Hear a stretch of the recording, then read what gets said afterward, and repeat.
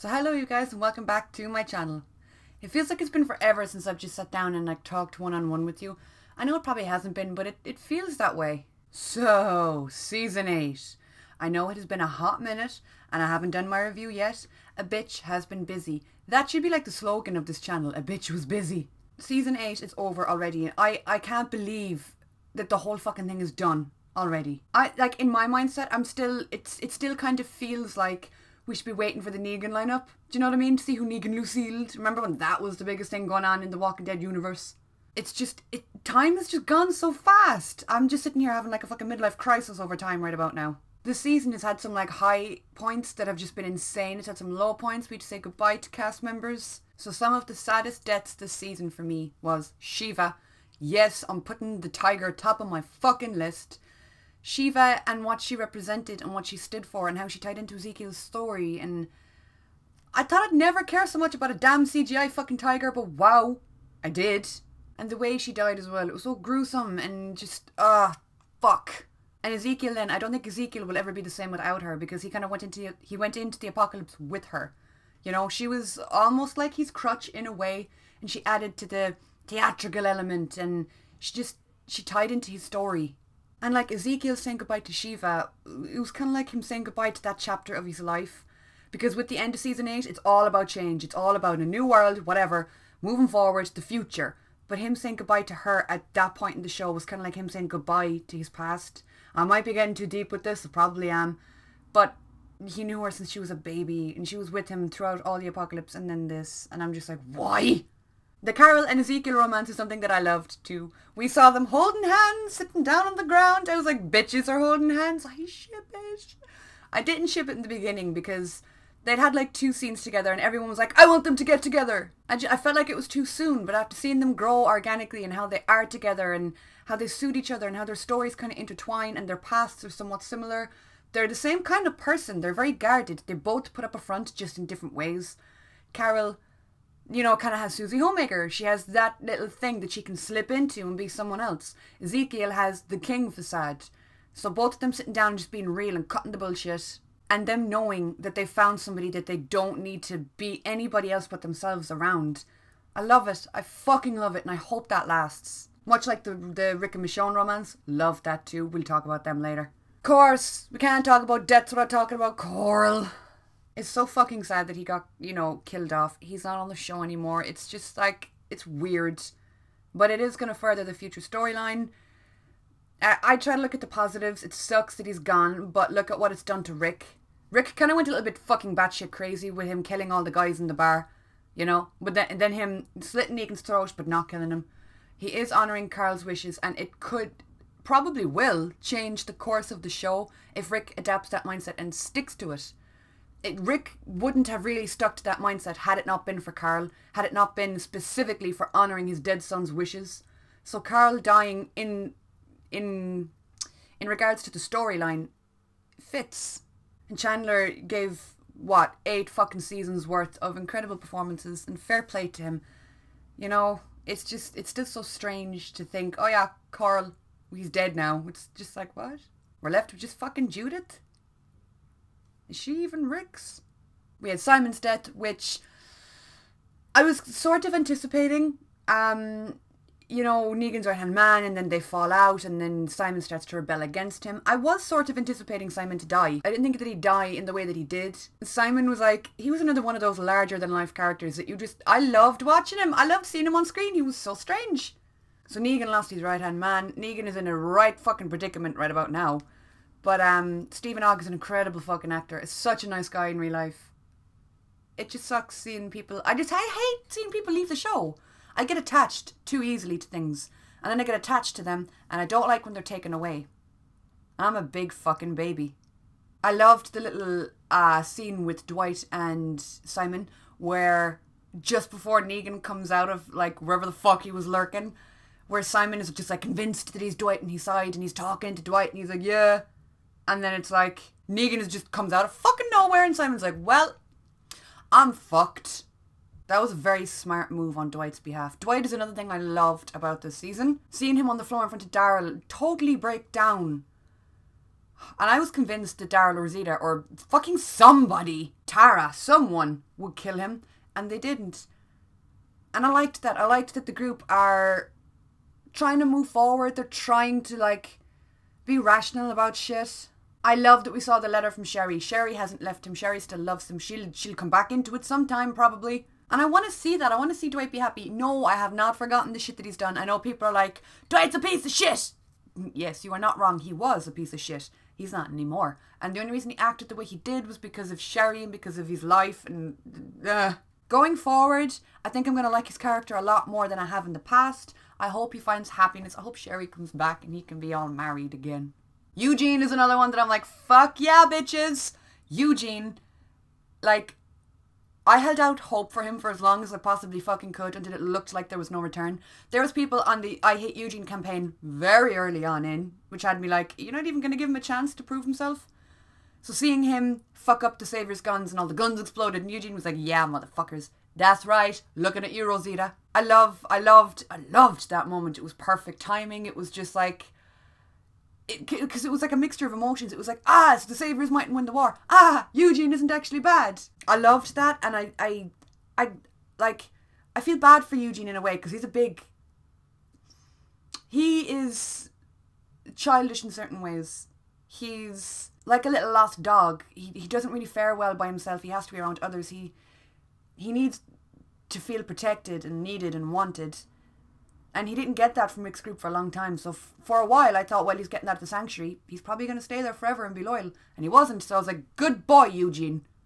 I just hope that when he goes back to the group that they treat him more as an equal and more, that they treat him like he's worth something. There's still people that hate Eugene. And I get that. And I know he's fucked up and he's done shit in the past. But I don't know. This could be a turning point for him. He might cop the fuck on, grow the fuck up, stick to his side, and not play any mind games. Gabriel was another really interesting part of the season, where he kind of went a bit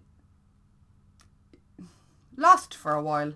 You had the whole letting Jesus guide him kind of thing, and then, well, didn't end up all that well. The creator's blind now, and there's that. I wonder, is that going to, affect his character majorly? Or is it just going to be, well, he can't really see anymore, but he's fine?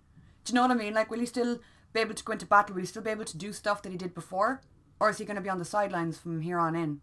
I thought it was lovely getting to see Gabriel kind of discover that stuff about himself though, and have that little talk with himself and with God.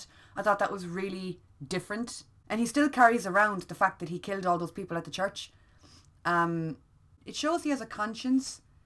And I like seeing that in the show. I like seeing that things and actions affect people. I like seeing that it's not just like, oh, well, that happened, move on. I like seeing that it does have a knock-on effect. Jadis was something else that I loved about this fucking season. She's a strange woman. Seeing all of her people... Now, okay, I didn't like Jadis. I was like, you bitch! But seeing all her people get killed and everything that she knew taken away from her, just because of fucking Simon, really? I felt so bad for her when she had that Sweeney Todd moment where she was sitting there watching all her friends die and be made into meat.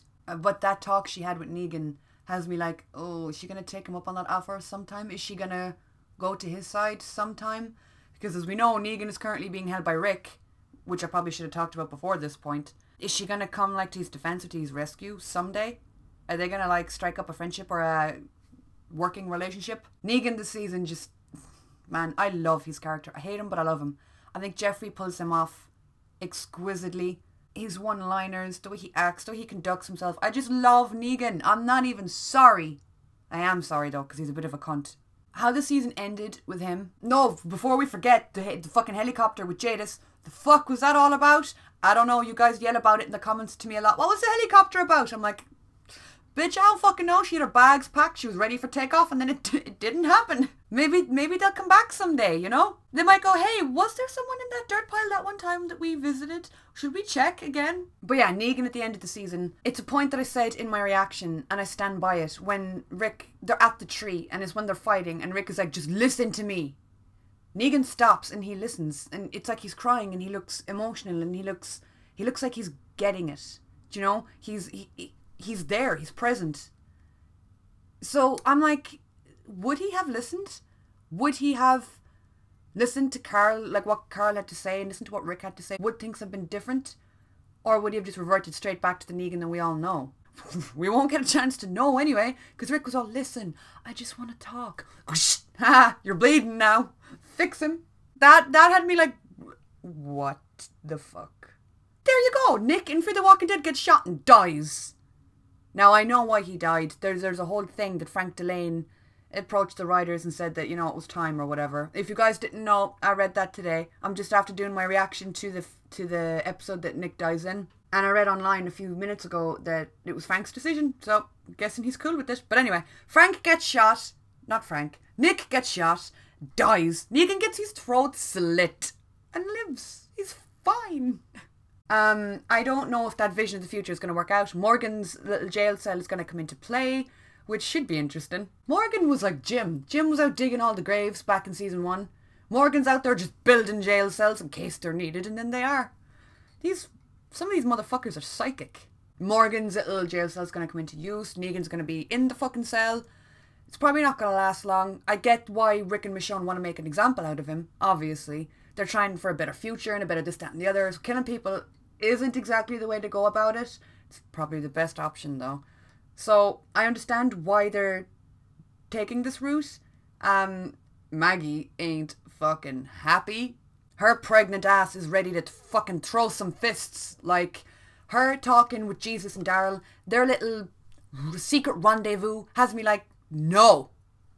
Don't fucking conspire against Rick, okay? Don't do that. That's not done. You're his friends. But they're off there conspiring and plotting and planning. And I'm like... So that's going to cause waves in season 9. I wonder how that's going to come into play. Is there going to be like a showdown? Is there going to be a little revolution? Who knows? Maybe Maggie will break Negan out. Negan will think, I'm being saved. And then she'll kill him. First time, he thought, hey, I'm being killed. I'm dying. And then he was saved. This time, he'll think, I'm being saved. And he'll be killed.